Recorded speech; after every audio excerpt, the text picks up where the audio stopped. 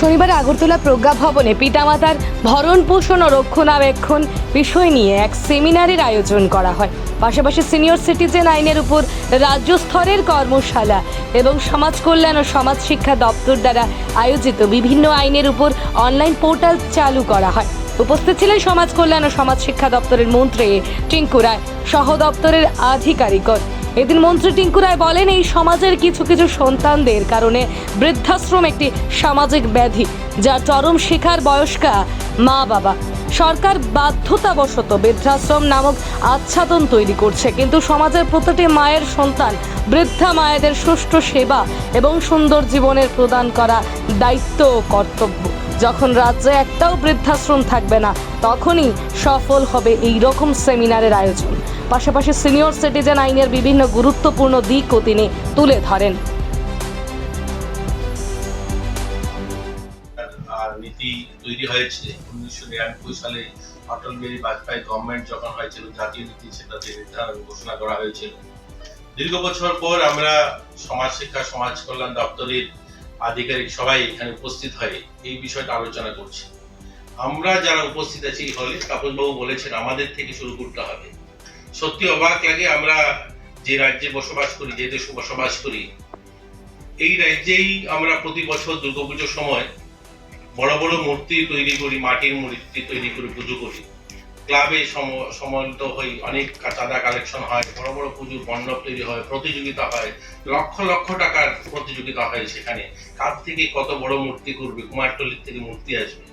অথচ যে মৃন্ময়ী মায়ের মূর্তিটা তৈরি করছি, সেই মৃন্ময়ী মায়ের মূর্তি তৈরি করার পিছনে যে চিন্ময়ী মা, যার ত্যাগ তপস্যা ভালোবাসা, যে আমাকে হাত ধরে স্কুলে নিয়ে গেল, কথাটা শেখালো, স্কুলের বাইরে গেইটে রোদ্রের মধ্যে দাঁড়িয়ে ঘন্টার পর ঘন্টা আমার জন্য অপেক্ষা করলো, ওই মহিলাটা যখন আমি আমার জীবনে প্রতিষ্ঠিত হই, শারীরিকভাবে সমাজে দাঁড়িয়ে কথা বলতে শেখালো। অথচ আমি যেদিন দাঁড়িয়ে গেলাম, সেদিন ওই মানুষটার জন্য বাড়িতে যখন ঘর তৈরি করি, একটা রুম তৈরি করতে পারছি না। ওই বিষয়টা নিয়ে আজ আমরা শিক্ষিত বুদ্ধিজীবী যারা আমরা সমাজ পরিচালনা করছি, অফিসার যারা, আমরা আজ এই বিষয় নিয়ে আলোচনা করতে হচ্ছে তাদের জন্য। এখানে একটা কাগজ দিয়েছেন, সেই কাগজ বলছে, সেই কাগজের মোতাবেক আমাদের এই ভারতবর্ষে যখন 1999 শুরু হয়েছিল, তখন যে হিসাবটা করা হয়েছিল, যখন 2050 সাল আসবে, অর্থাৎ এখন থেকে 26 বছর পর আজকের জনসংখ্যার নিরিখে 80 কোটিরও বেশি বৃদ্ধ হবে, যারা এই ধরনের, যাদের নিয়ে আমরা আলোচনা করছি। ভাবুন, এই ব্যাধিটা যদি আমরা মন থেকে, হৃদয় থেকে এখন থেকে আমরা কাজটা না করি, তাহলে এটা শুধু বলা। দেখুন, আমার মতো অজ্ঞ লোক যারা, এই যে নিয়ম বলা হয়েছে, এখানে আজ যিনি বলবেন, আমাদের যিনি জয়েন্ট সেক্রেটারি রয়েছেন স্বপন চৌধুরী, উনি বলবেন। উনার লেখাগুলো আমার মতো মানুষের কি জানেন, ওই একটা বইয়ের পাতায় কালো অক্ষরে লেখা, সেটা আমার কাছে শুধুমাত্র অন্য আরো 10টা বইয়ের মতোই, কিন্তু সেটা আমার কাছে এর থেকে ভিন্ন কিছু নয়।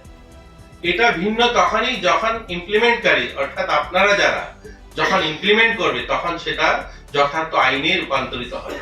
নতুবা আমরা যারা সাধারণ মানুষ, আমাদের কাছে ওই লয়ের বইগুলো কিন্তু অন্য 10টা বইয়ের মতোই, লাইব্রেরিতে পড়ে থাকা ওই বইগুলোর মতোই, এর মধ্যে আলাদা কিছু নয়। জানেন, 1973 সালে রাষ্ট্রসংঘে সিদ্ধান্ত হয়েছিল বৃক্ষরোপণের কথা। আমি অনেকগুলো প্রোগ্রামে বলি। আমাদের সোশ্যাল ওয়েলফেয়ার দপ্তরও, অঙ্গনওয়াড়ি যারা দেখেন, এখানে সিডিপিওরা আছেন, জানেন, ওরা ক্যালেন্ডার কার্যক্রমের মধ্যে তো 50 বছর ওই কার্যক্রম 51 বছরে পা দিয়েছে। নিয়ম তৈরি হয়েছে যে গাছ লাগাতে হবে, ক্যালেন্ডার কার্যক্রম, প্রতি বছর গাছ লাগাচ্ছি। গাছ আছে কি? উমাকান্ত, তুলসীবতী, এছাড়া অঙ্গনওয়াড়ি সেন্টারগুলো দেখুন, 10,000 অঙ্গনওয়াড়ি সেন্টার, প্রতি বছর 2-4টা গাছ লাগলেও এক একটা সেন্টারের সামনে 20-50টা গাছ থাকার কথা। কোথায় গাছ আছে? একটা গাছ আছে। কারণ ওই লাগানোর জন্য, শুধু কার্যক্রমের জন্য আমরা সেই অনুষ্ঠানটা করি।